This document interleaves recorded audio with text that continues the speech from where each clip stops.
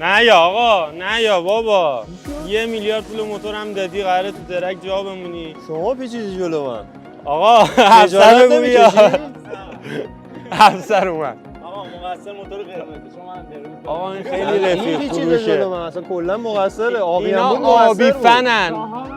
آقا قلب من جا داره ولی موتورش نه. وایسا آقا، پرسپولیس استقلالی شد جدی. پرسپولیس میزنه اینو که میدونی. من چه؟ من میکروفون این کلکلای خز شده. ولی خب آقا این موتور گشتاورش بیشتره، یه نیم تا، وزنش هم کمتره. همه میدونن که لانچو من میرم.